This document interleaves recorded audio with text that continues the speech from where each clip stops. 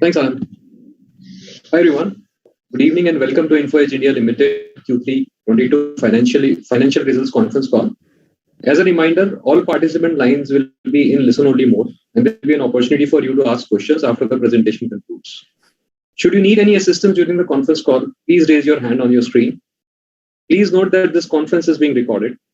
Joining us today from the management side, we have Mr. Sanjeev Bikhchandani, Founder and Vice Chairman, Mr. Hitesh Oberoi, Co-Promoter and Managing Director, and Mr. Chintan Thakkar, our CFO. Before we begin today, I would like to remind you that some of the statements made in today's conference call may be forward-looking in nature and may involve risks and uncertainties. Kindly refer to slide number 2 of our investor presentation for detailed disclaimer.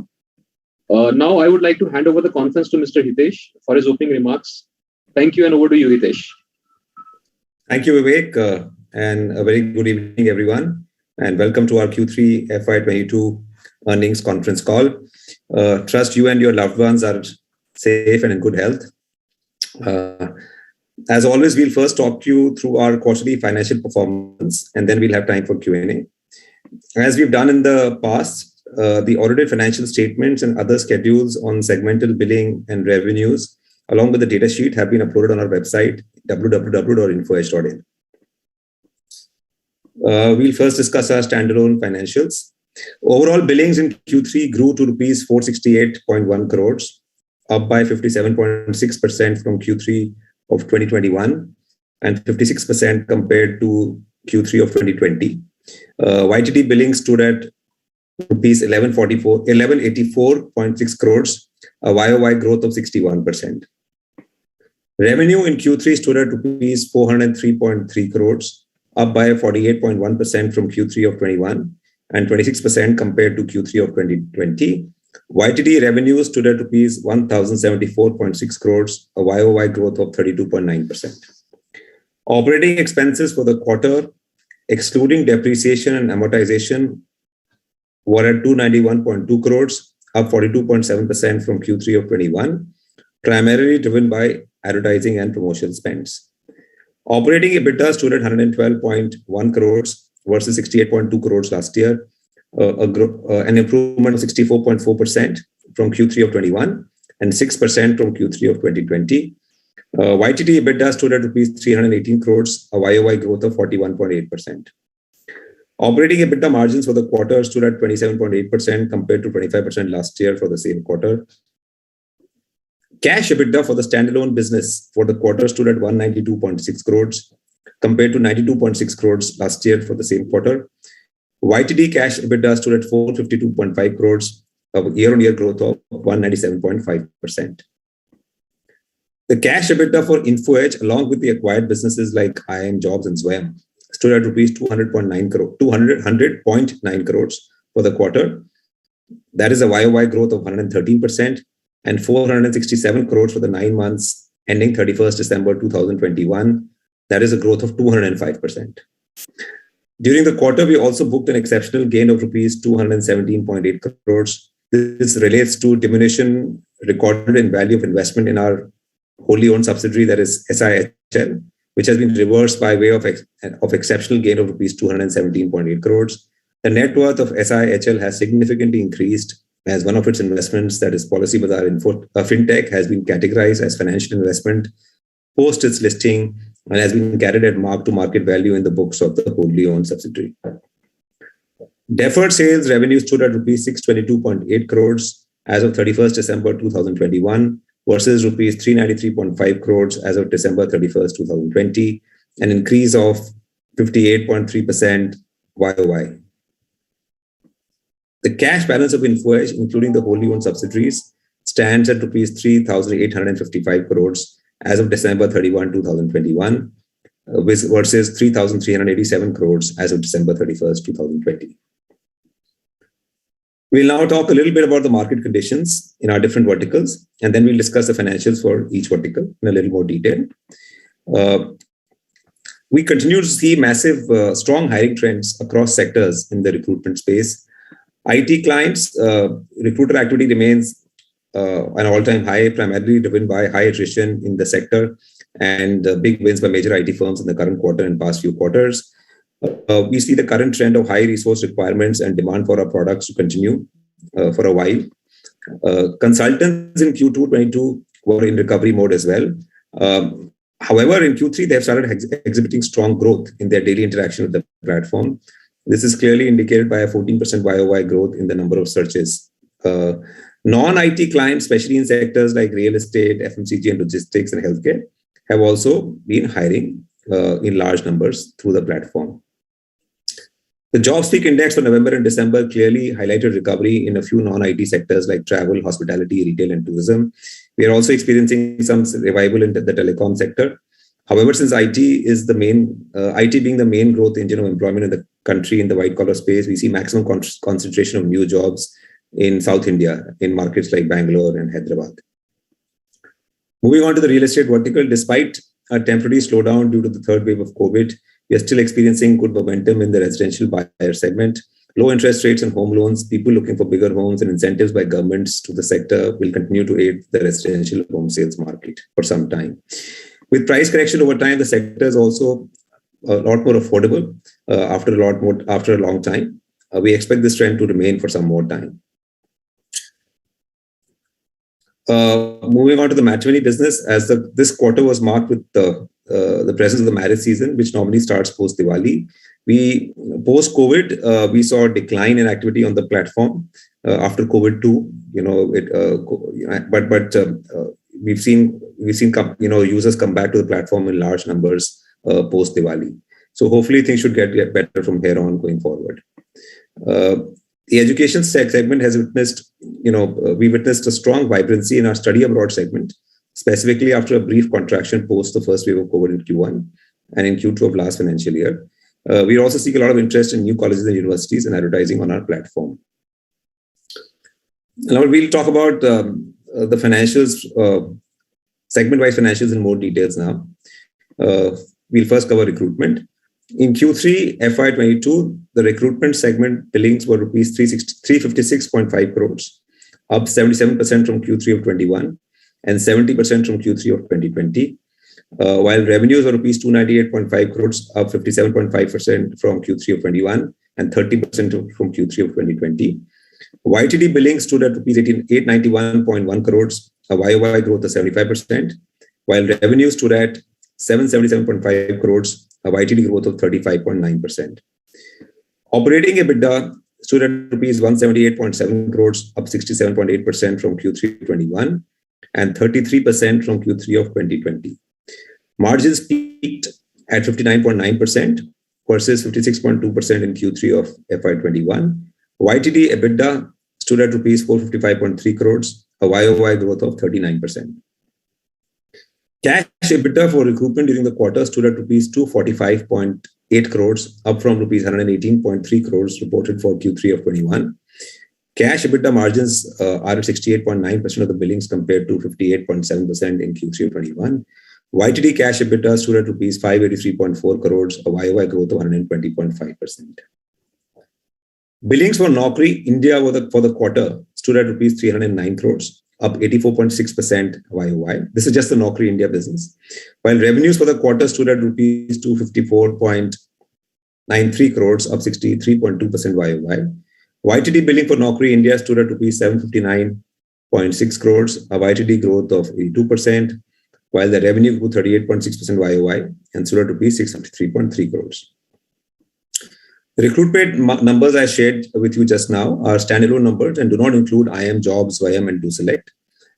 Recruitment segment billing, including the acquired businesses, IMJobs and Zwayam, etc., stood at rupees 375 crores. That is a growth of 80% year-on-year for this quarter and 74% compared to Q3 of 2020. And rupees 932 crores, that is a growth of 78% year-on-year for the 9 months ending December 21.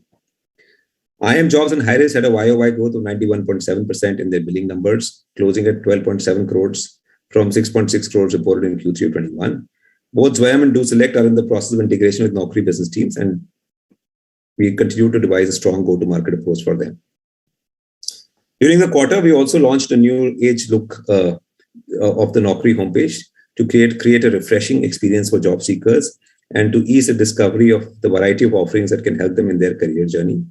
Along with this, we have upgraded our employer branding portfolio also to create a new offering that allows employers to drive recall and engagement with job seekers across all platforms, web, app, and the mobile website, and across all touch points.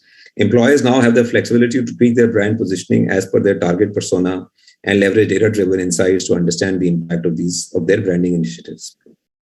This is a strategic milestone in demonstrating our commitment towards delivering the best experience for our users and reinforcing the perception of our brand as a modern recruitment platform. The quarter was also marked with more emphasis on value selling with high usage customers, which resulted in better price yields and rationalized discounting across the board. Over the last few quarters, Naukri business through product enhancements and acquisitions like IIMjobs, RMS, Zwayam, DoSelect, AmbitionBox has been able to diversify its product portfolio. Together, these businesses have a strong potential to be a significant contributor to Naukri revenues in the next few years. The quarter also witnessed a 50% growth in new client acquisition versus FY20, with growth across all segments. Growth in non-IT customer base improved from 23% in Q2 to 36% in Q3. A sizable portion of this growth is being generated through online and retail sales.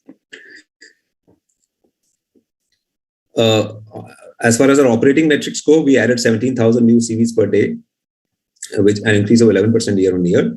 And average CV modifications were at over 400,000 per day. Our traffic share in the job portal space continues to be in the mid-70s. Moving on to the real estate business, billings in Q3 in 99acres grew by 17.3% year on year to rupees 61.4 crores and 13% compared to Q3 of 2020, while revenue grew from rupees 44.9 crores in Q3 of 21 to 58.6 crores in Q3 of 22. YTD billing for the business stood at rupees 151.9 crores, registering a YOY growth of 34%, while revenue stood at 156 crores, a YOY growth of 26%. Operating loss for the quarter stood at rupees 22.6 crores against a loss of rupees 3.5 crores in Q3 of 21. YTD EBITDA stood at a loss of rupees 44.4 crores, up from a loss of 6.5 crores reported last year for the same period. The business reported a cash loss of rupees 16 crores during the quarter against a cash profit of rupees 3.6 crores earned in the same quarter of last year. YTD cash loss for the period stood at rupees 42.9 crores against a cash loss of rupees 17.9 crores for the 9 month ending December 2020. Business momentum continued in 99acres in Q3. We witnessed growth in our YOY billing for the quarter across all categories, new projects, resale and rentals, and across all client segments, builders, brokers, and owners. We also experienced higher usage of the platform by our customers, specifically in the new and resale home segments. Our recently launched product premium listings also saw good adoption amongst brokers. Daily listing postings on the platform were similar to last year, but listings from owners grew 15% year on year. And traffic in Q3 grew 3% YOY.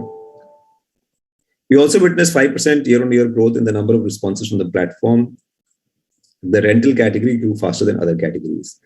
New plans and e-commerce experiences for owner clients, wider range, a revamped commercial investment section, a new application to self-verify properties, and a digital brand campaign were rolled out in Q3. The business teams are also working on improving the customer delivery initiatives for a few of our top clients. Moving on to the matrimony business, billings declined by 6.5% year on year in Q3 to rupees 24.5 crores. They were still up 9% compared to Q3 of 2020, and revenue declined by 1.9% year on year to rupees 24.2 crores. YTD billing for the business stood at rupees 73.8 crores, a year on year growth of 0.3%. While revenue for the 9 month period stood at 74.8 crores, a year-on-year YOY growth of 5.4%. Operating EBITDA losses stood at rupees 37.2 crores in Q3 of FY22 against a loss of 27.6 crores last year, same quarter. YTD EBITDA loss stood at rupees 81.6 crores, a year-on-year increase of 10%. Cash loss for the quarter for Jeevansathi stood at rupees 35.9 crores against a cash loss of rupees 26.4 crores in Q3 of 21. YTD cash loss for the period stood at rupees 81 crores, a year-on-year increase of 12%. With the marriage season setting in, marketing investments were scaled up in November, December, as improving trends of traffic led to sequential growth in sales. Profile acquisition and site engagements is also up, and an overall recovery in sentiments and interaction on the platform is being seen in the matchmaking market, which was temporarily hit by the second wave of COVID for the last few months. Investments, we continue to make investments in improving the tech backbone of the platform. New verification mechanisms were launched for our NRI users, which helps improve the quality of matches in that segment. More privacy options were offered to users to make the platform experience more secure. A fresh iOS app experience has been in the works and will be available to users this week, which should significantly enhance platform engagement on the app.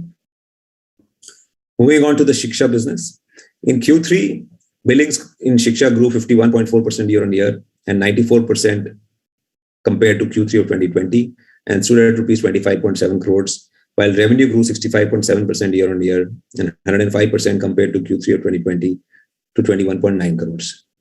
The YTD billing for the business stood at rupees 67.7 crores, a YOY growth of 72.6%, while YTD revenue grew 59.5% and stood at rupees 66.2 crores. We made an EBITDA of rupees 2 crores during the quarter versus an EBITDA of 80 lakhs in Q3 of last year. Cash EBITDA for the quarter stood at rupees 7 crores, a year-on-year growth of 55%. And YTD EBITDA stood at rupees 14.7 crores, a year-on-year growth of 26.7%, while YTD cash EBITDA stood at rupees 18.1 crores, a year-on-year growth of 27%. The Shiksha business team has again been able to pull through a strong quarter with reasonable revenue growth. The recent momentum is backed by positive sentiments among students who are now more involved in online searching for universities and colleges. And at the same time, most of the private colleges have realized the worth of online marketing on platforms like Shiksha. Our study abroad business has also seen an encouraging response from students. We continue to invest in making our content more comprehensive and more student-friendly, and in building a deep domain expertise in this space. Moving on to the consolidated financial highlights of the quarter. At the consolidated level, the net sales for the company stood at rupees 419 crores during Q3 of 2022 versus rupees 277.6 crores in Q3 of 21. For the consolidated entity at the total comprehensive income level, there is a profit of rupees 4,562.8 crores versus rupees 678.1 crore for the previous quarter ending December 31, 2020. Adjusted for the exceptional items, PBT stood at a profit of rupees 2,621.1 crores in Q3 of 22 versus a loss of rupees 6.9 crores in Q3 of 21. Since investment in PB Infotech is held by our wholly owned sub-companies, joint venture companies, mark-to-market gain on such investment after being categorized as financial investment post-listing amounting to rupees 4488.2 crores, net of deferred tax liabilities of rupees 554.9 crores on the date of listing has been included in PAT of consolidated financial statement.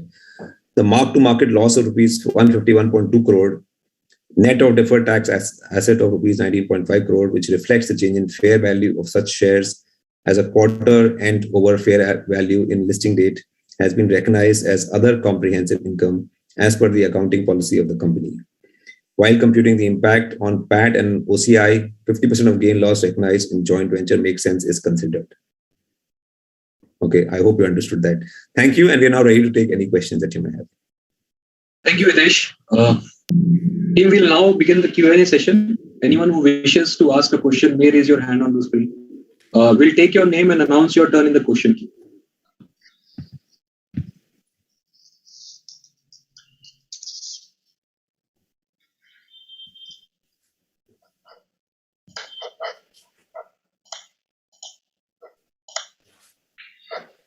Yeah, the first question is from Vivekanand from Ambit Capital.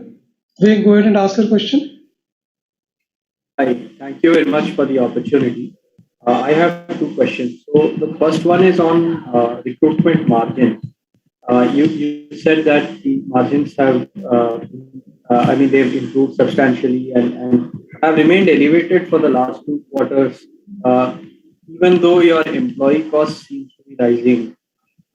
So any thoughts, Hitesh, on how one should look at the operating margin in recruitment now that there is more clarity on a normalization post-COVID? Yeah, so, our margins are going to be a function of what kind of revenue growth we are able to get going forward. In the past, we've said, listen, at 15%, we can maintain margins. At 20% growth, we start improving margins. Right now, but what is different this time around is that there is, massive wage inflation across the board. So this, our sense of this is that unless we sort of start spending aggressively on marketing, margins should sort of get even better going forward if we continue to grow at 20% plus.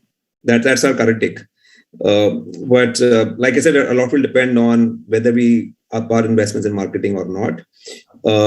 Right now, it doesn't look like we're going to get very aggressive on marketing, at least for this quarter. And then, of course, next year it'll be a much higher base, and we'll have to grow on that higher base to improve margins even further, even more. Okay. My second question is on the JobSpeak data that was very encouraging till September, but then we've started to see the index moderate. Is this just because of Omicron? Though I'm not able to reconcile the JobSpeak index movement with your comments, which seem to indicate that there hasn't been much adverse impact of the Omicron variant. Yes, so right now, at least, the sense we're getting from the market is that Omicron, it's impacted our 99 acres business again to some extent, because, in real estate, it's, unless people go out and actually see houses, they don't buy. In the job market, on the other hand, people are happy to sort of sit at home and give interviews, and even recruiters are happy to hire people without even meeting them, right? That's a new trend. So we don't expect our recruitment business to get hit because of Omicron. At least that's been the trend so far in January.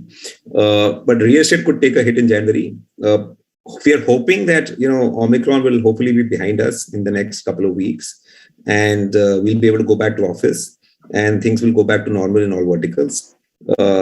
At a very macro level, unless things get worse from here on the Omicron front, we don't really expect it to impact our Q4 billings as a whole. Okay, and what about the JobSpeak data that saw some moderation in the last 3 months? Is that also something that you factored in your guidance, or your commentary with respect to the optimism? Yeah, so we continue to be optimistic. I mean, like I said, attrition rates are still high across most companies. Salaries are also moving up. In fact, we were hoping that the non-IT sort of sector will also bounce back very strongly this quarter. That may have got delayed by a month or two because of Omicron. But up till now, we were seeing a lot of our growth because of, IT companies hiring more than they were hiring earlier. And of course, some non-IT sectors have started to recover. But going forward, we expect the other sectors to also start sort of hiring more in more numbers. Now, of course, Q4 last year was a good year, right? We grew, we had healthy growth in Q4, so we can't expect the kind of growth we got in Q3 and Q4. I mean, if we get that kind of growth, we'll be very happy. But but compared to 2020, 2022 sort of Q4 should be very, very good. Yeah, can I just add something there? You see, you raised the point of the JobSpeak moderating last month. That kind of contradicts what we are experiencing from our sales team and client feedback. It is possible that for 1 month it moderated because when Omicron was headed up, there might have been a 15-20% uncertainty because people were unsure about how serious it will be. But given the fact that Omicron is now waning and it was not so serious in terms of lethality, I think we are optimistic. Okay, thank you very much. All the best.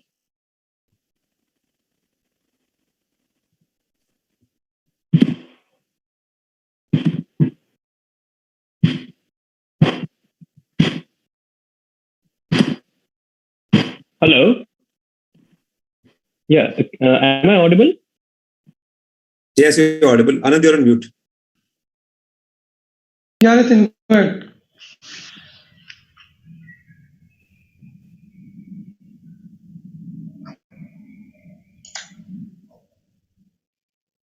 We can't hear you, Nitin. Hello? Yeah, Nitin, go ahead, Can you hear me now? Yeah, we Can you can. hear me now? Yes. Yeah. So my first question is regarding the recruitment vertical. So a number of large IT companies, they have indicated in their Q3 result commentary that attrition is expected to cool off in the next 2 to 3 quarters. So should we expect to see a lagged impact of this in the Naukri business? That's my first question. So if attrition numbers cool off, then of course it will have an impact on our business because so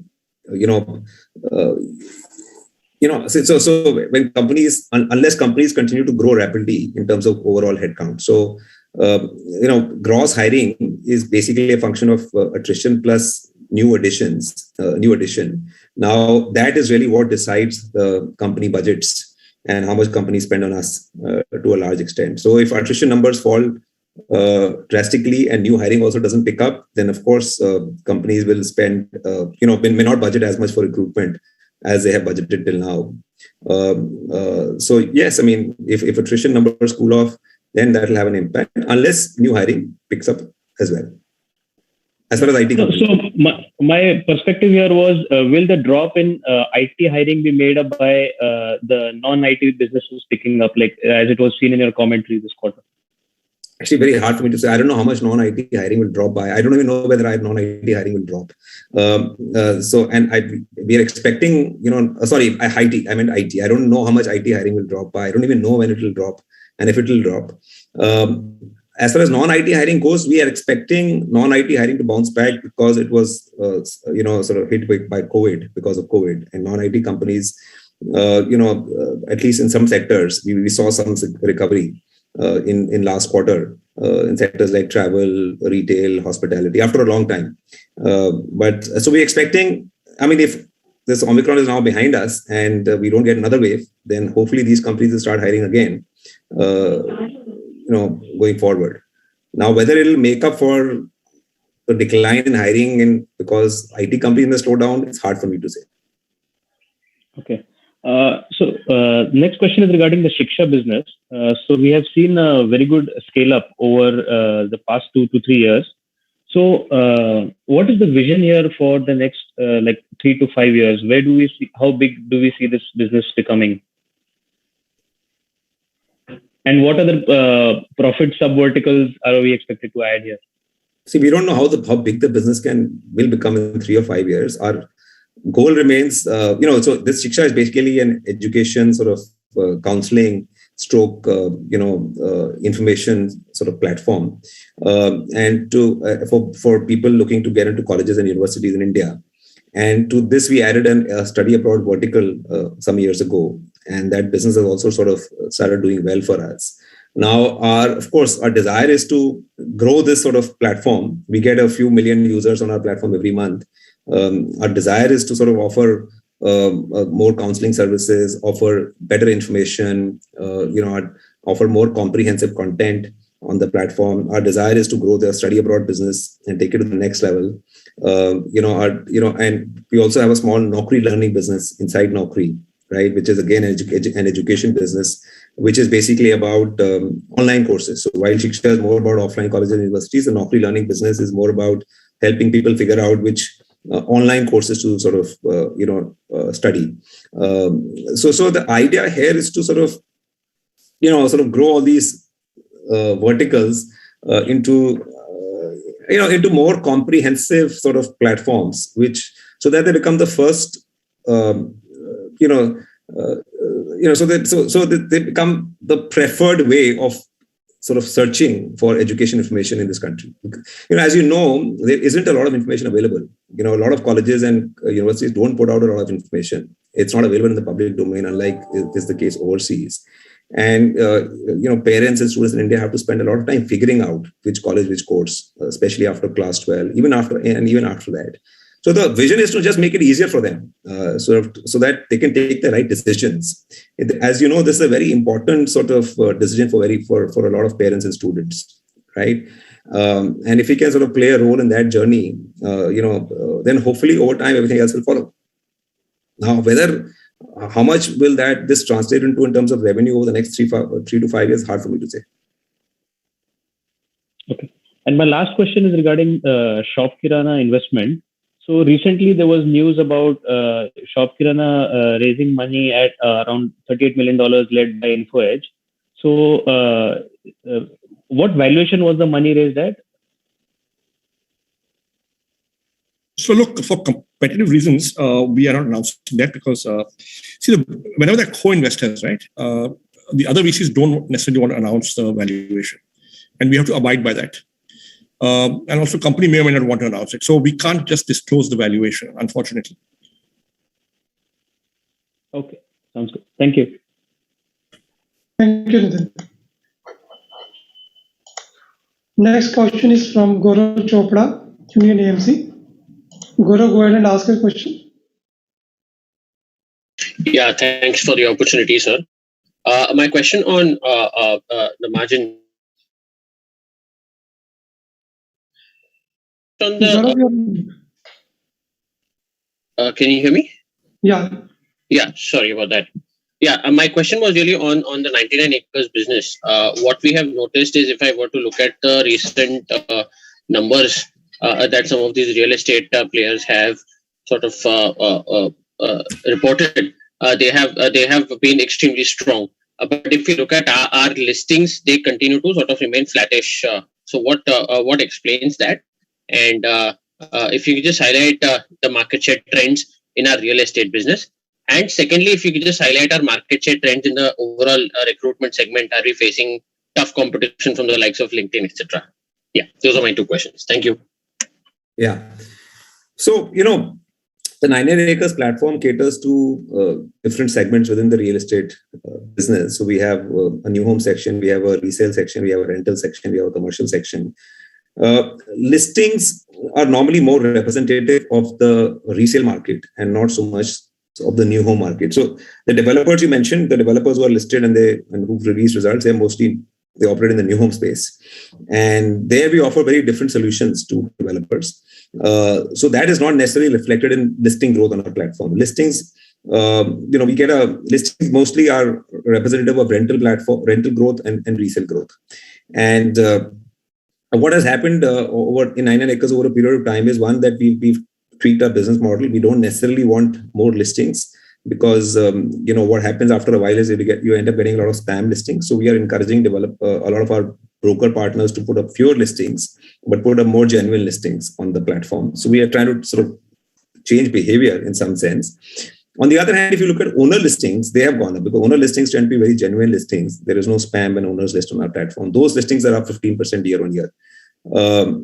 Now, as far as overall trends in the market go, we have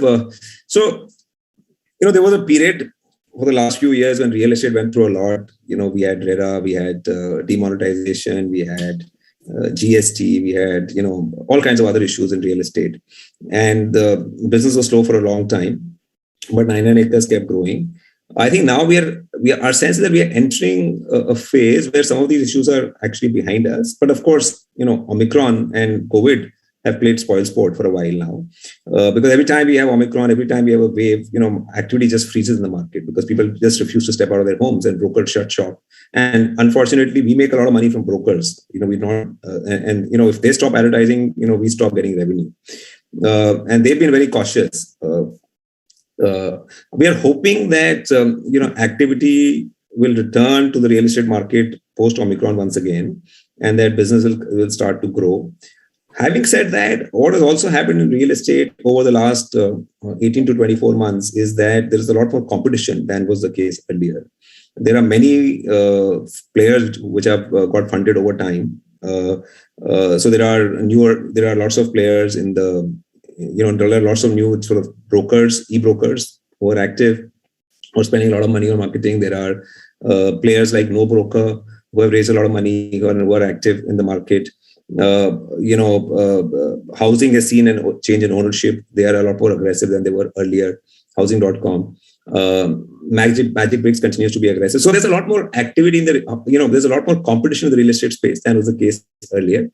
And this competition then is likely to result in sort of more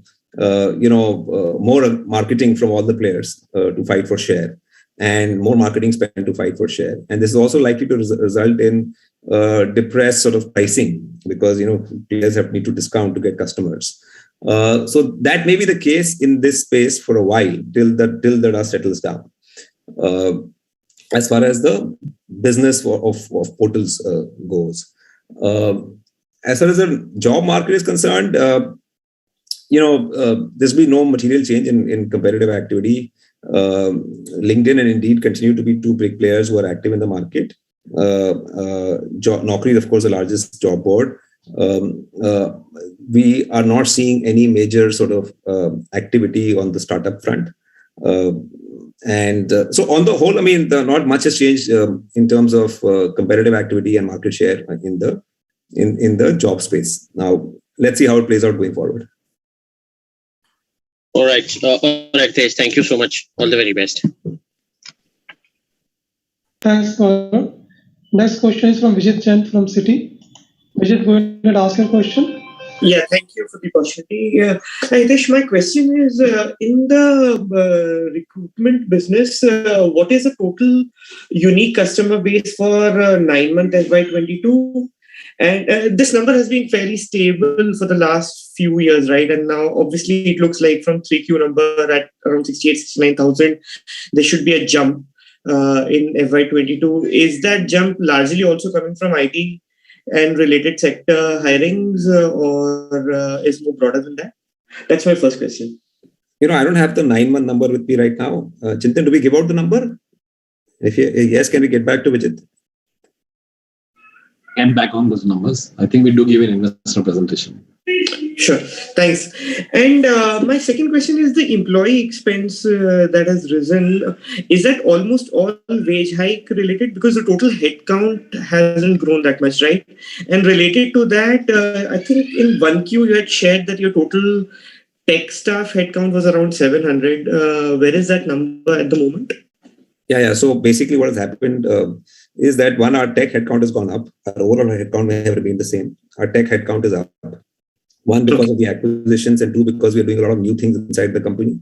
So we have and some of these new things are not revenue generating at this point in time. For example, we have a job hai business vertical that we are trying to, a blue collar business that we are trying to sort of build inside the company. So we have some people working on the blue collar platform.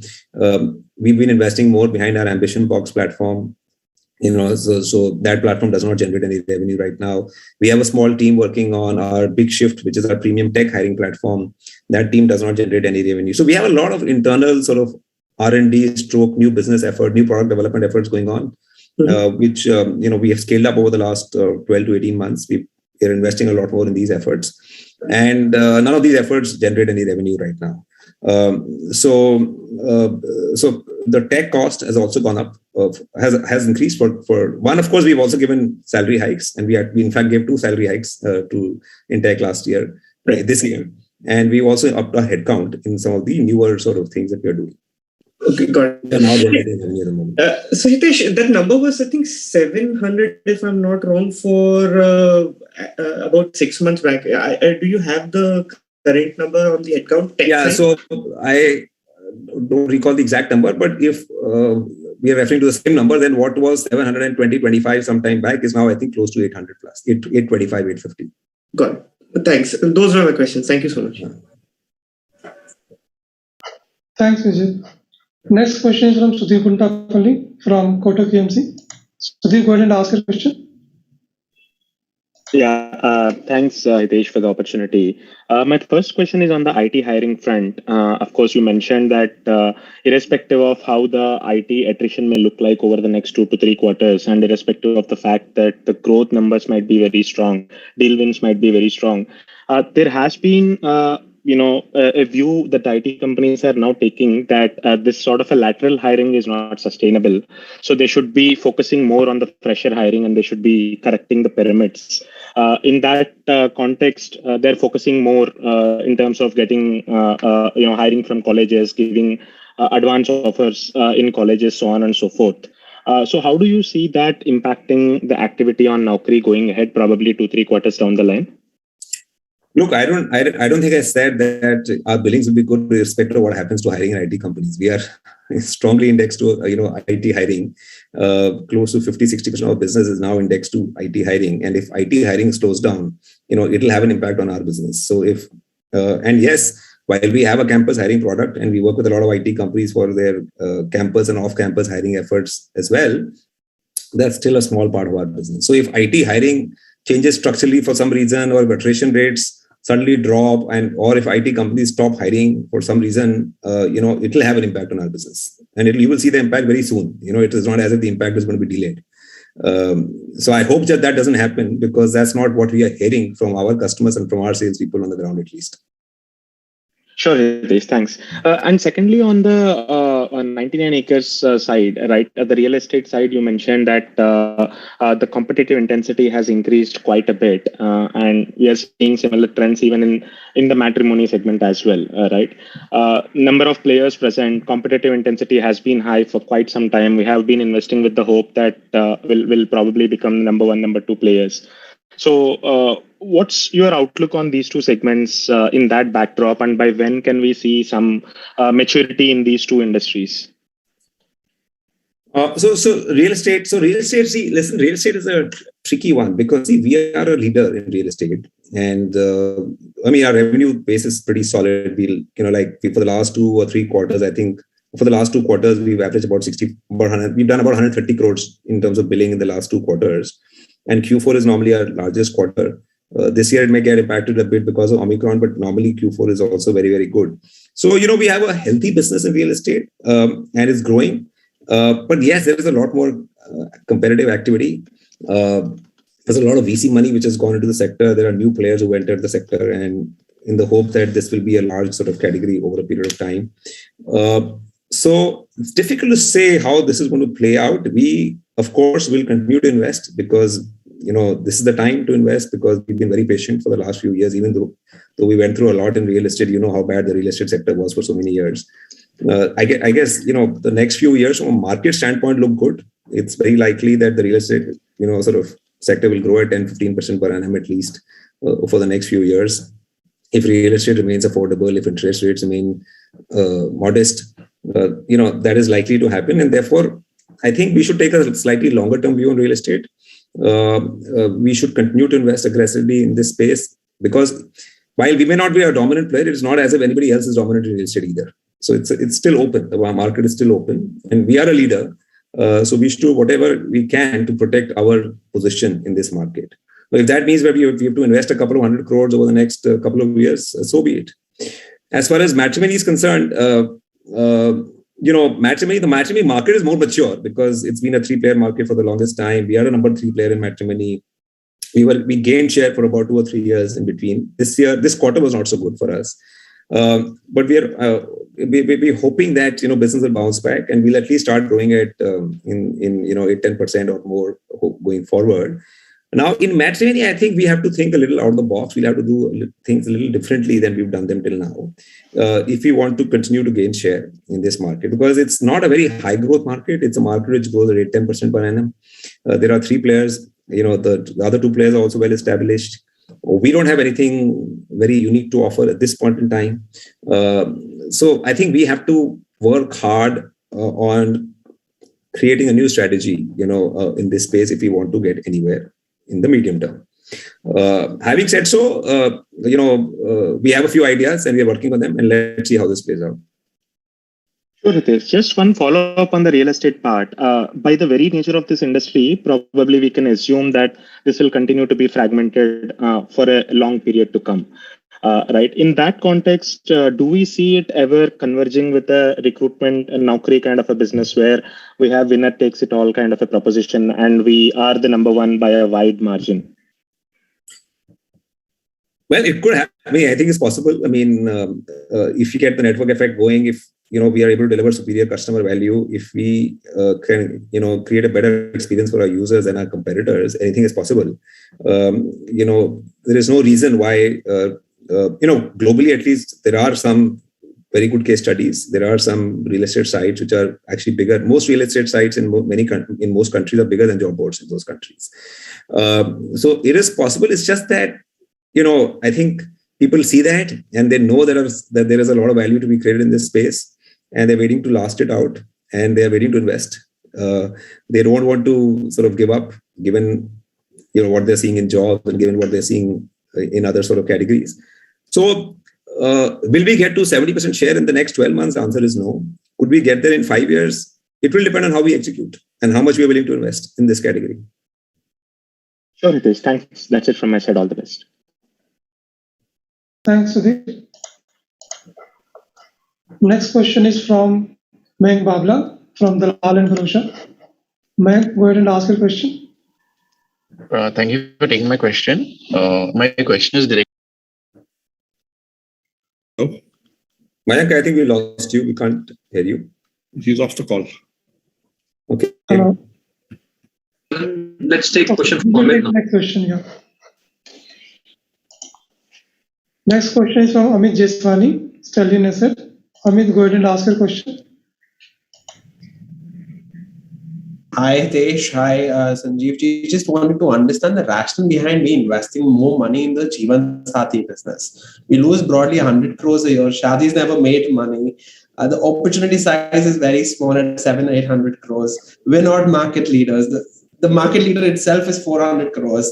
Are we putting good money behind bad money? Shouldn't we just shake hands and move on from this market and probably reinvest in so many other opportunities out there? So Amit, so listen. So when we invest, we believe actually when we invest that we'll sort of grow our market, we'll grow our share, we'll grow our business. Now sometimes these things work out, sometimes they don't.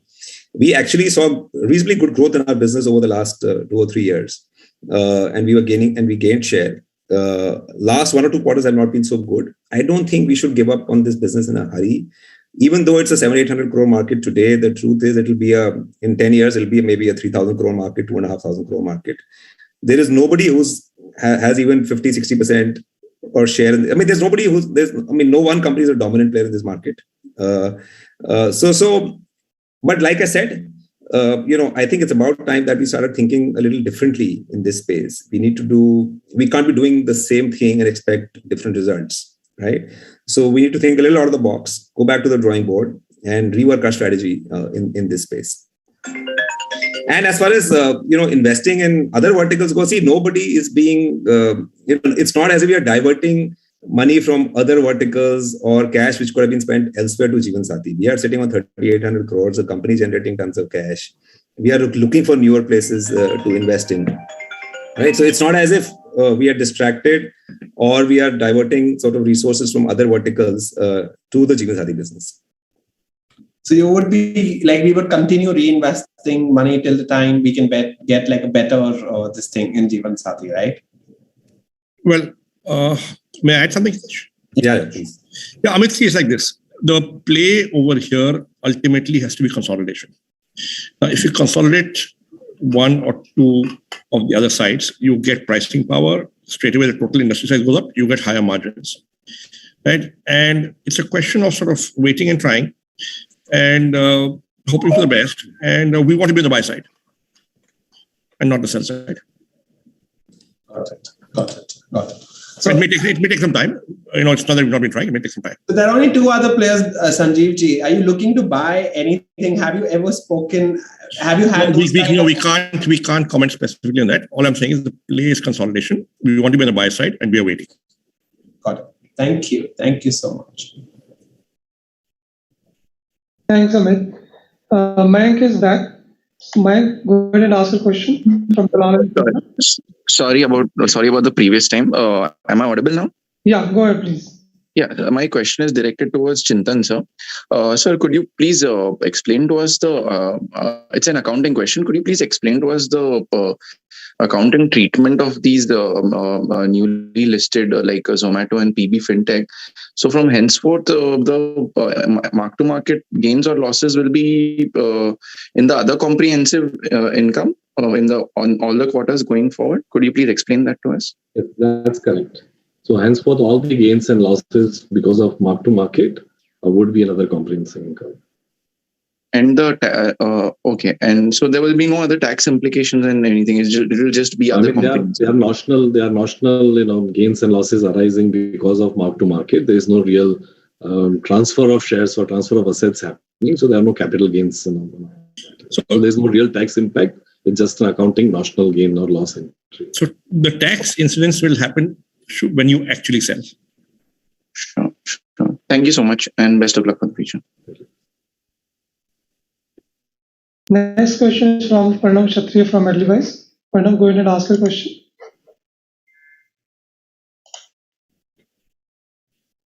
Thanks for the opportunity. My first question is regarding this, the trend in the advertisement market, especially on the real estate side. So you have Google, Facebook on one side, and then you have this, vertical specific platform like Magic Bricks and 99 Acres and No Broker, etc. So can you explain, how the trend has been for, the shift to digital is happening? Are the Googles and the Facebooks of the world are gaining more market share? Or is it the more vertical platforms are gaining market share from the print and other forms of advertising?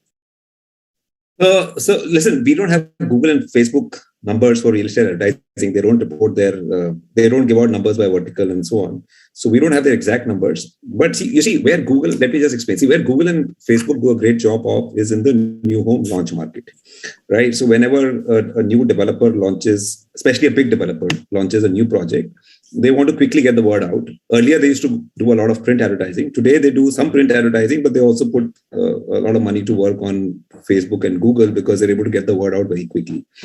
Once the dust settles down and the project becomes like a regular project, then, what happens is they start spending more money on portals, right? Because portals have a 365, 24/7, 365 a day audience and so on. Right? Now,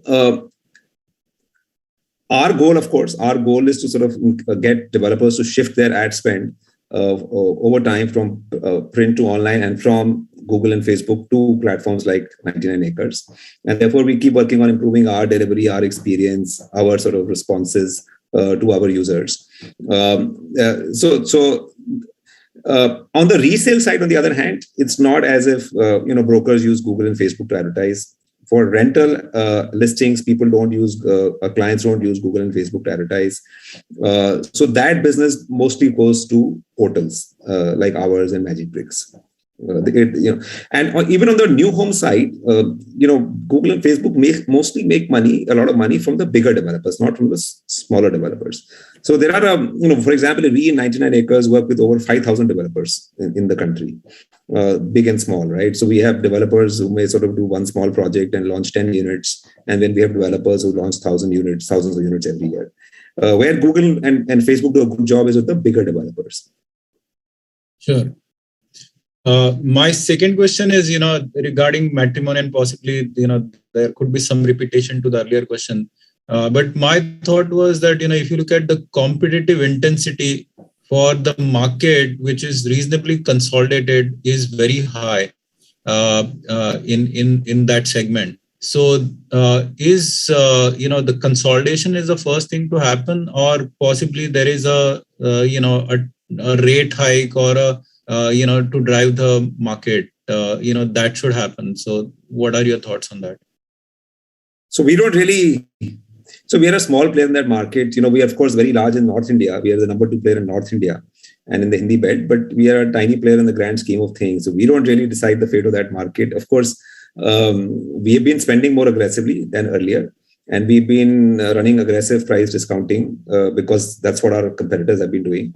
But you're right in saying, if one is, of course, companies could consolidate. The other thing which could possibly happen over a period of time is that people cut their ad spends and people up their prices because really we are giving everything away very, very cheap to our users.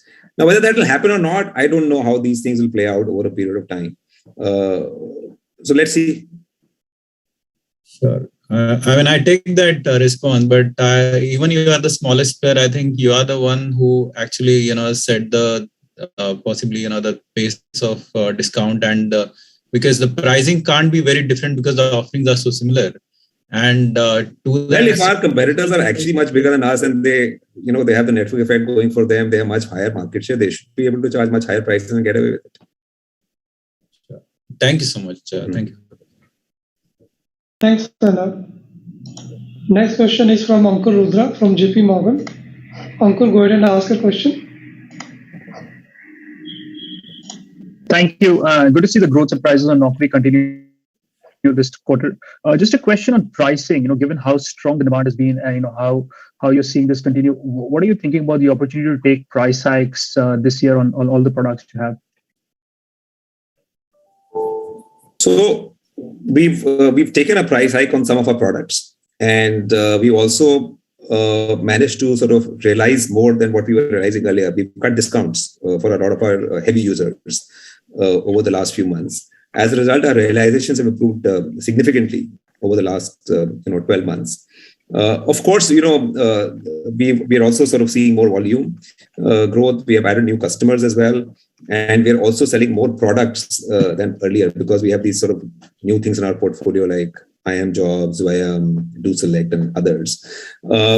Now, going forward, I think a lot will depend on how hot the market is. In a hot market, it's easy to take up prices. If there is wage inflation, it's easy to take up prices because for the same number of people who are being hired through you, companies are saving much more money because otherwise they would have had to hire through consultants and they would have had to pay a lot more, right? So some of these things are also a function of how hot the market is. If the market continues to be hot, you can expect us to take a price increase also. You can expect us to get higher volume also. You can expect us to add more customers also. You can expect us to sell more volume also. Everything will happen. If the market cools down for some reason, then, we'll have to be careful. And if we think about on a year-over-year basis, Hitesh, what's the broad split of the billing rate growth between volume, price, and maybe new products that have been added? Chintan, you have a sense of that? I think it's very hard to really kind of give a precise number to that. Because there is in a particular deal there would be an upgrades, there would be a new products, there would be a volume increase, and there would be a price increase as well.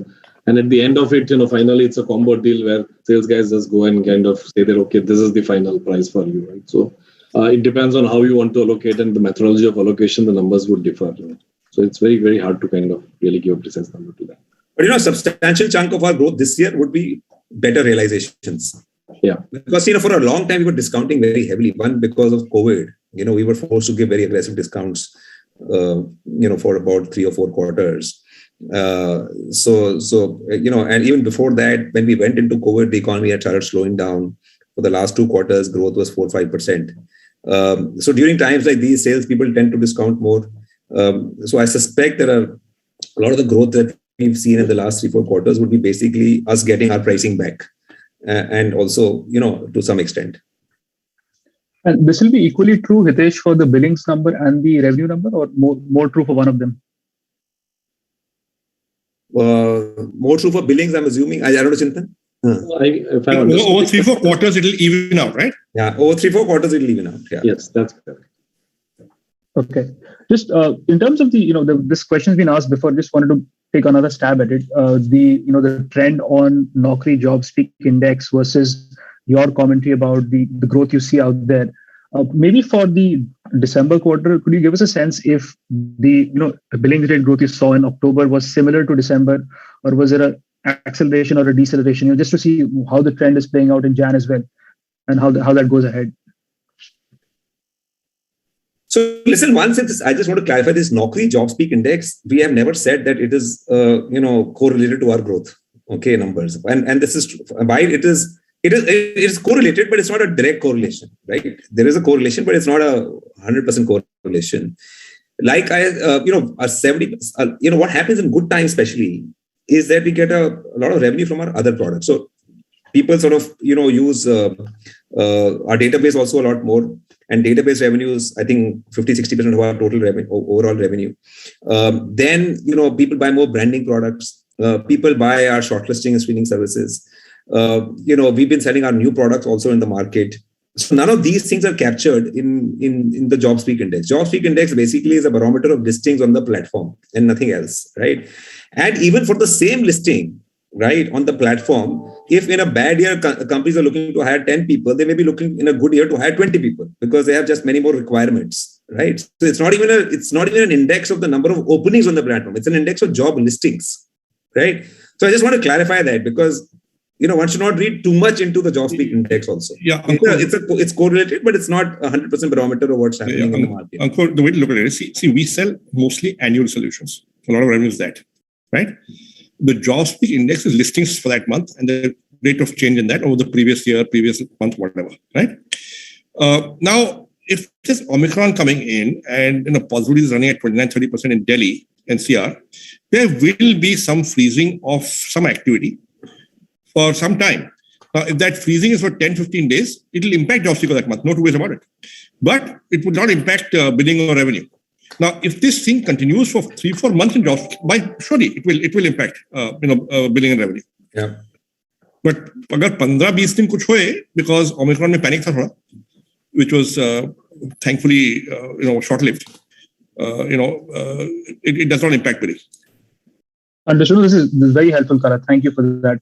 So I'm just assuming there's no change in the duration of the billing period or the contracts or the vouchers of that you're seeing. No, nothing. Just, as we haven't altered our policies at all. Okay, absolutely. There's been no change. Very helpful. Could you maybe give us an update? Where is the proportion of revenue or billings for IT or overall technology as part of the billings right now? Okay, so listen, if you do a client-wise this thing, then we estimate that about maybe 35-36% of our revenue is directly from IT enabled services companies, and maybe another 13-15% is from recruitment firms who hire for IT clients, right? But if you go by activity on our platform to see which kind of CVs are being accessed, because the other trend that we're seeing is a lot of the non-IT companies are also hiring for IT, right? So in our database, it may be classified as non-IT companies or banks or financial services companies or insurance companies, but they could be hiring IT talent. So if you look at the demand for IT talent on our platform, I mean, today at least, close to 60% of the demand on the platform is for IT professionals of some sort, right? Of some type. That's how it is today. Now, that could change going forward. Like I said, IT market has been buoyant. The non-IT market has been down for a while. And that could change in the next few months. But that is what it is, right now as we speak. Understood. This last question, any change in the thought process about the indie type of business model? I know you've historically not tried to do that. Yeah. Have you rethought that? Any sort of update in terms of how you're thinking about what they're doing and sort of, dealing with that sort of competition? So, to be honest, we haven't given it too much thought, but it's a project which we have initiated inside the company. We're looking at how to revive our listings business. Our listings business is a tiny part of our total revenue, and Indeed is mostly a listings platform, and that's where we do well. So we've got a group of people trying to figure out what we can do going forward to revive our listing business. Now, as a part of that project, we will, of course, look at the Indeed model also and see if that makes sense for us. Understood. Thank you and best of luck. Yeah. Thanks, Ankur. Next question is from Rajesh Kumar. He is an individual investor. Rajesh, go ahead and ask a question.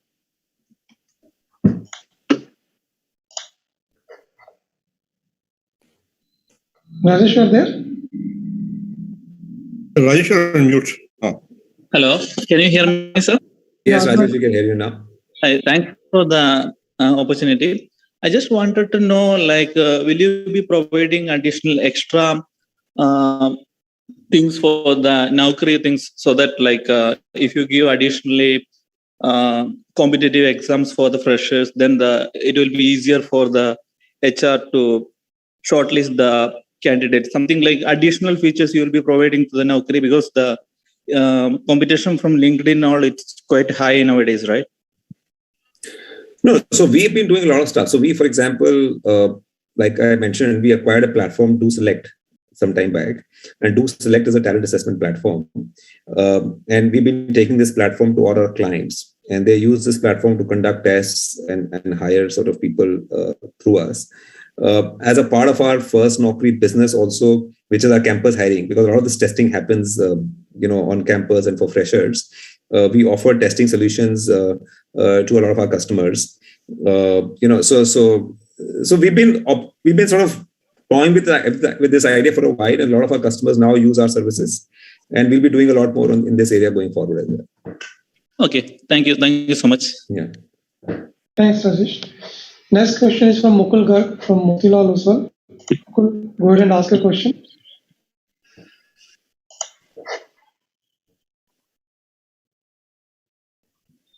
Mukul is lost. So we'll take the next question.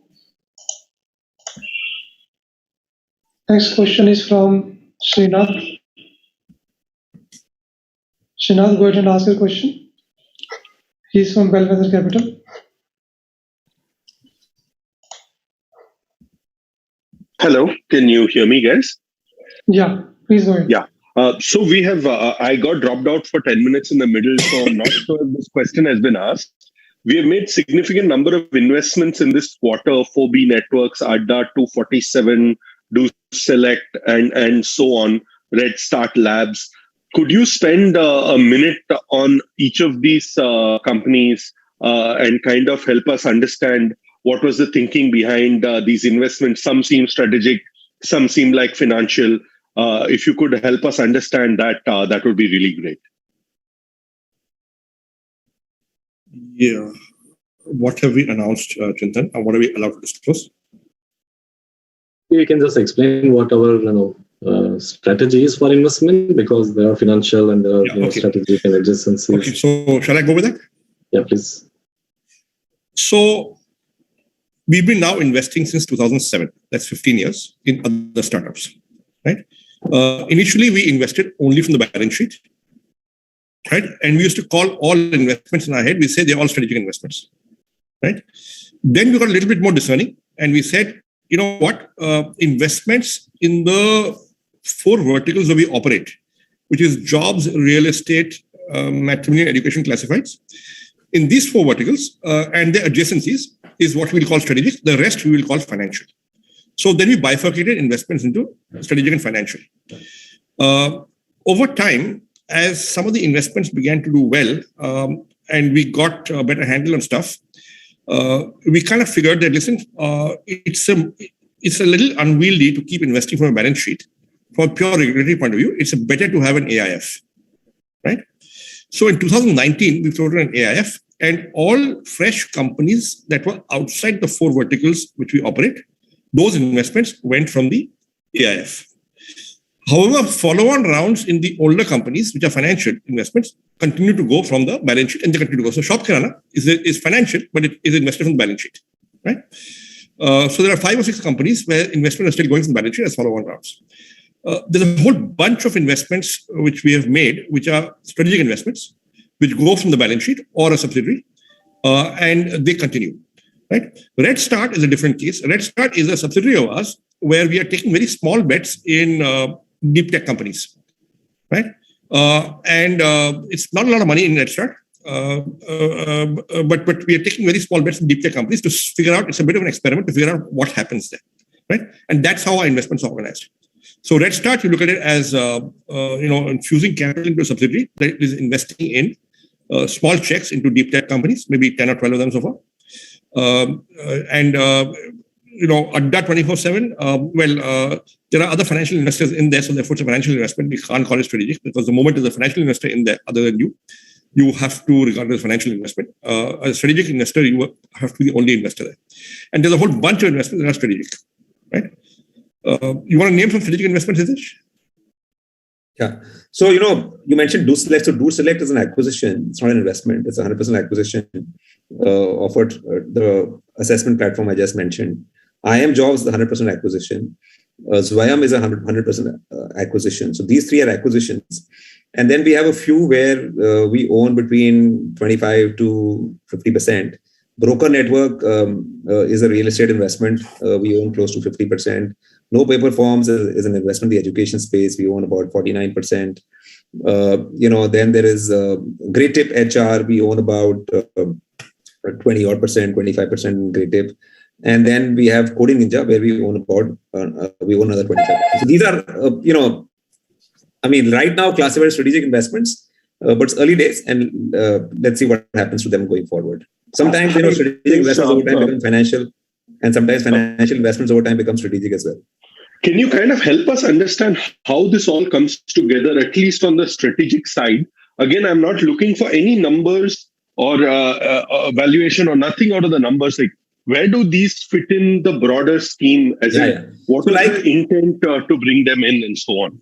So like Sanjeev said, you see, strategic, in our head, we define as investments in the spaces we already operate. So we have a recruitment vertical, we have a real estate vertical, we have a matrimonial vertical, singles vertical, and we have an education vertical. So anything we sort of do in any of these spaces broadly is classified as strategic, where we are very clear that we would like to own this business and run it, and we see tremendous synergy with Naukri or with any other verticals we already operate in, we would rather acquire, right? And if that is an option.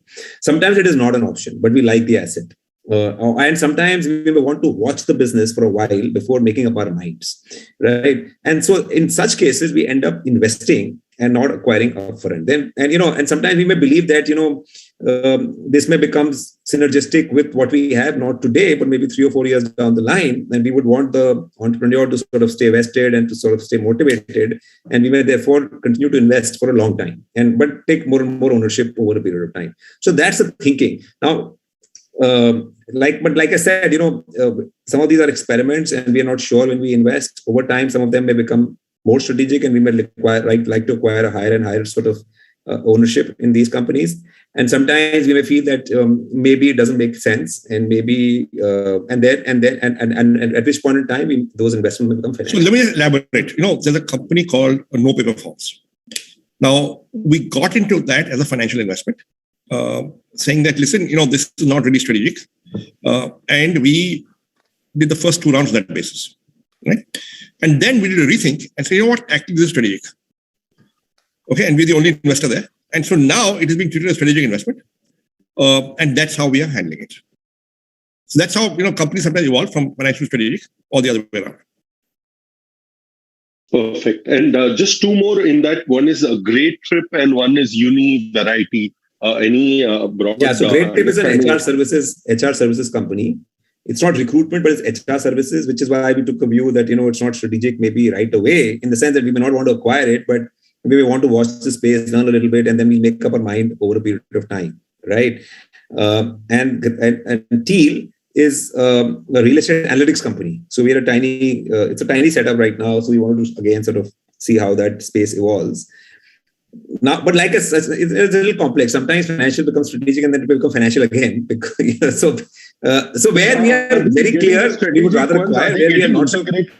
Sorry, are they getting integrated into our product, or where our sales teams are marketing them, or how does this work once they become strategic? Yeah. So no. So we don't sort of.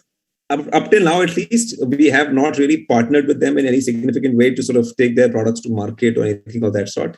Of course, we talk to them, we bounce ideas with them, we mentor them sometimes, and so on.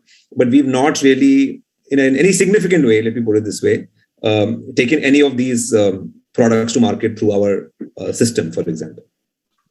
Got it. Last one, Sanjeev, just wanted to find out what is your broader understanding and view on the quick commerce space, given that one of our large economic interests is deploying significant economic interest in the space. Again, I'm not looking for any numbers as such or anything at all, but broader understanding of how do you kind of see this place paying out over the next 3 to 5 years. So look, it's going to be massive demand and therefore top line. I think the real challenge will be getting to profit, and they'll hopefully figure that out along the way. But it's a huge space. Got it. Thanks, guys. Thanks for your patient listen and answers. Thanks, Srinath. Next question is from Prateek. Prateek, go ahead and ask your question. He is from Antique Stock Broking.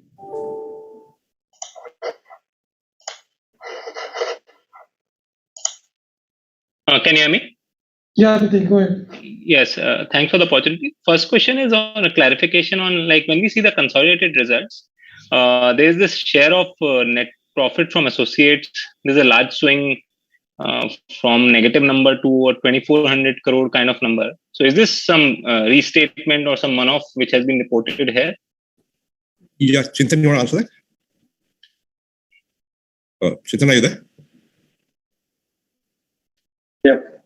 Yeah, no, so it's largely it is because in this quarter, if you're looking at Q3, it's primarily because Policybazaar got listed. So Policybazaar was an associate company till it got listed because we had certain special rights in that organization until it was a private company. Since it got listed and now we are like any other shareholders, it is now classified as financial investment. So the gains, which have happened, and this Policybazaar, by the way, was held by 3 of different subsidiary companies. So that's why it's part of the consolidated one, right? So when we consolidated all the gains that happened in those subsidiary companies till the date of listing, I think they all are coming by way of consolidated when it comes to the InfoEdge consolidated results. After that date, whatever the gains and mark-to-market gains and losses are there, that is accounted as an other comprehensive income. But that happened with Zomato also in quarter September. I think the difference is that in Zomato shares were held directly by InfoEdge, right? That's why it is part of this standalone. While Policybazaar was held through different JVs or different wholly owned subsidiaries. Okay, and that clarifies. So second question is on with the recent impact on stock prices of tech companies globally and India. Have we seen anything in private space in terms of valuations? So look, the space remains as busy as earlier. There have been statements made by Sequoia, by SoftBank, and by Tiger that private valuations are going to correct. But we haven't seen evidence of that on the ground just yet.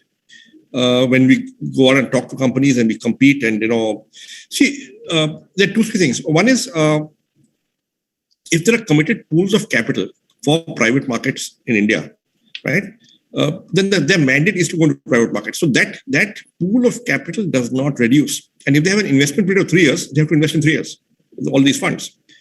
So structurally, they can't go anywhere. Now, it's a question of negotiation, whether you can get something cheaper or not. And we have yet to see evidence of that. It may materialize, but in general, my sense is that it takes 6 months for private markets to correct, after public markets are corrected. 4 to 6 months, maybe 8 months. It does not happen immediately. We've seen that earlier. Sure, thank you, sir. And one last question. So, one of the investment company announced 2 small investments. I think these were early stage investments or relatively early ones. So, are these the kind of investment where we also compete with them in terms of investment opportunities? No. In general, no, we don't. And in general, look, if one of our investing companies wants to invest in a company and we also talk to them, we generally defer to them. So because those guys are not interested in financial investments. And if we are going after the company, it's a financial investment. So unke liye strategic hai. So strategic investment will always get priority over a financial investment. So even internally, when you see a company which looks like it could be in a gray area, strategic or financial, we always go to the strategic team first and say, "Aap batao, ye strategic hai ki nahi hai? Agar hai to aap kar lo, nahi to hum nahi to financial investing team kar legi." Understood, sir. Thank you so much for the answers. Thanks, Pratik. Next question is from Shashank from Macquarie Capital. Shashank, go ahead and ask your question.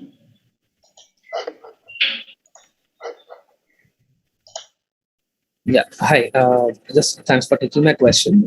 Just one clarification on when do we see the acquired operating businesses being integrated with the standalone numbers? IM Jobs, DoSelect, and Swire, with the standalone reported numbers. Are you there? On IM Jobs, actually, we have already begun the process, the court hearings and shareholders meetings and creditors approval. So everything is already there. The final hearing is also done almost now, probably 4 or 5 months ago. Before the written order comes, judge retired, and maybe I am told that now the hearing will happen again, and then they will get the order. But it can happen any day. So IM Jobs should be done. Zwayam and DoSelect may take more time. So it's a court-driven process. So unfortunately, it's we have limited control on that. Okay,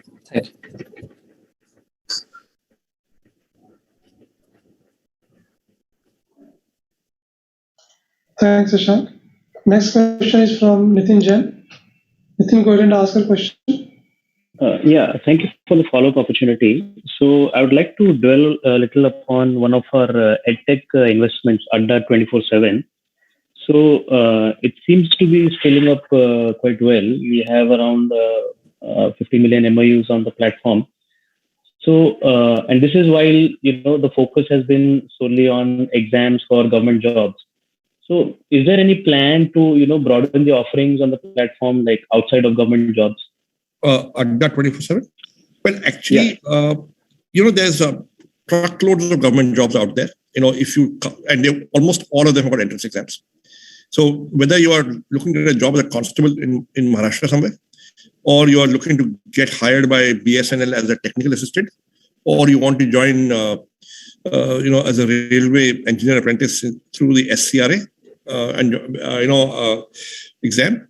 There are many government jobs out there. This company has till date largely been focused on banking, and there's massive scope for expansion right now within government jobs. So, and the number of people in India who want government jobs is very, very large. So it's a large market, lots of empty space for them, which they will expand into. I don't think, you never know, because, it's an independent company, it's an independent management team. But as of now, there's been no conversation about going outside of government jobs. Okay, and that's primarily because within the government jobs itself, there is a lot of scope for expansion. Yes. Thank you. Vivek, that was the last question we had for the day. We may wait for some time. If there are any more questions, please raise your hand.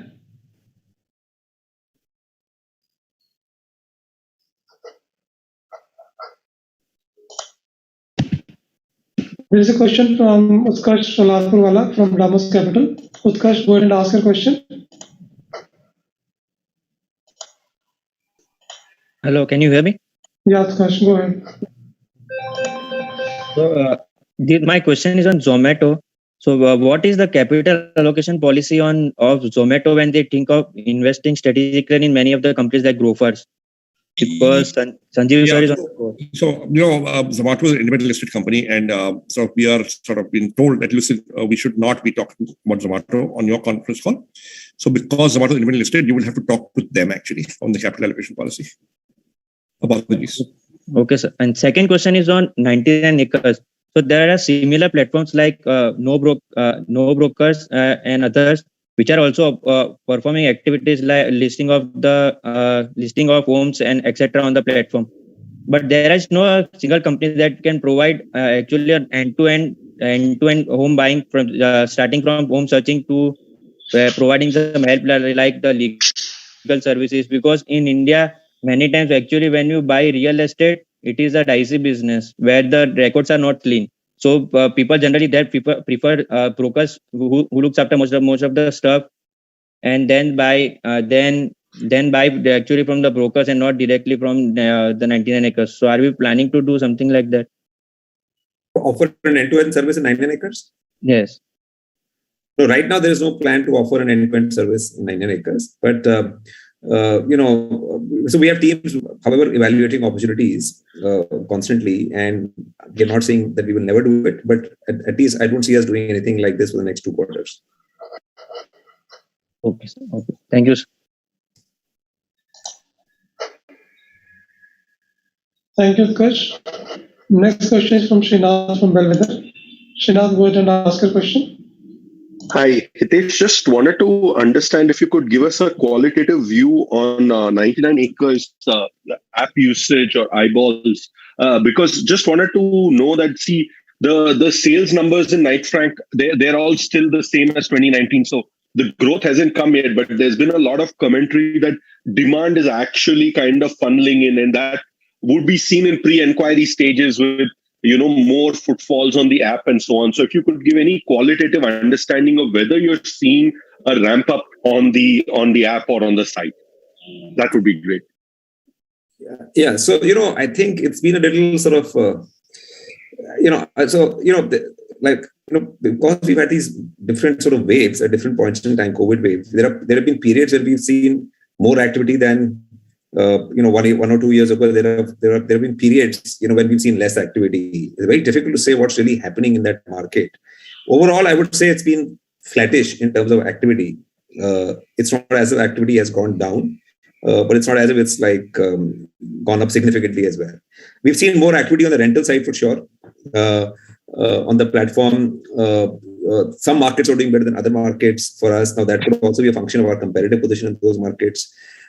Small towns did very well for us for the last 2 years, have done well for us for the last 2 years. Now, maybe that's because people went home and a lot of people sort of are operating from home, and maybe they wanted to upgrade their accommodation. So hard to say because there have been all those changes which sort of have been sort of impacting this market. What we have also picked up, what we picked up and anecdotally from a lot of our customers was that there is at least for some time in between, and this may have changed once again in the last 2-3 months because of Omicron, month or two because of Omicron, is that a lot of the more leads, inquiries were actually converting into transactions. So while the number of inquiries may have remained the same, more people were sort of ending up buying or closing a deal, right? But this is anecdotal. So we don't have data on this.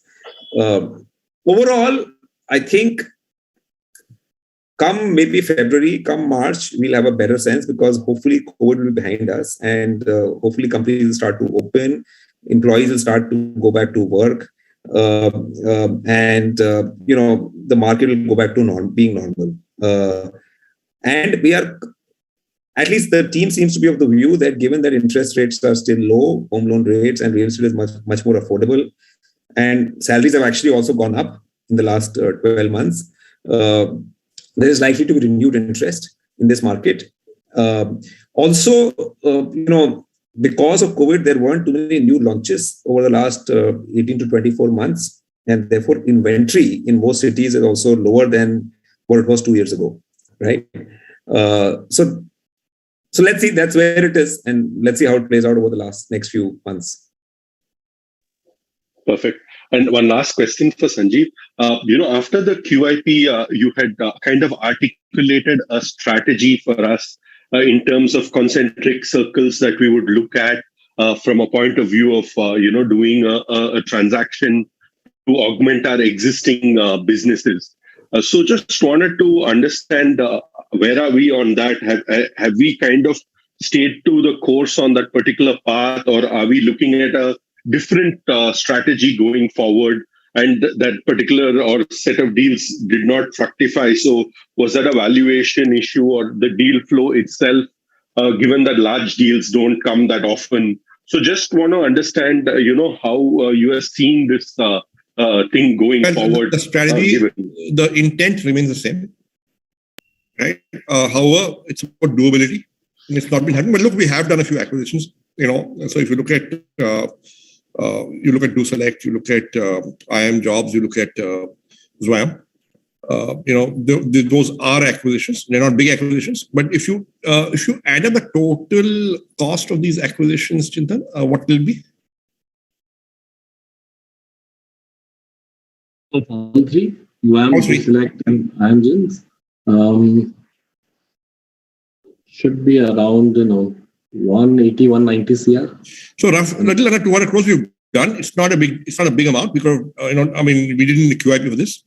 But look, we will keep on adding stuff. We'll keep on looking for the big one, and we'll keep on talking. Got it. So we are broadly staying to and part of the last QIP was also because COVID had happened. We didn't know what will happen. If you want to buy something, right?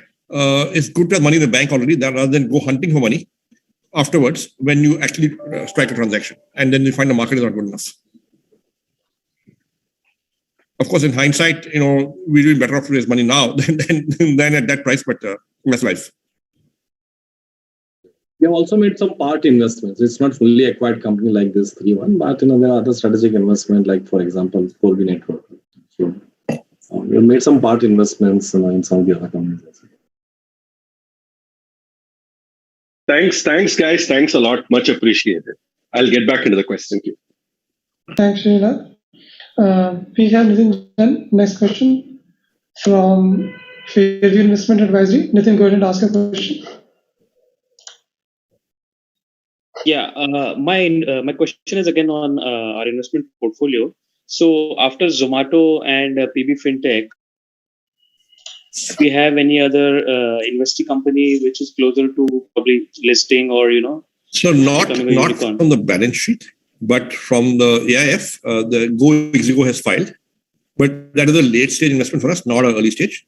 So we can't say that we got in early and stayed 10 years and work with them and made it happen, help them make it happen. No, we can't say that. Okay, thank you. That was the last question we had till now. Thank you, everyone.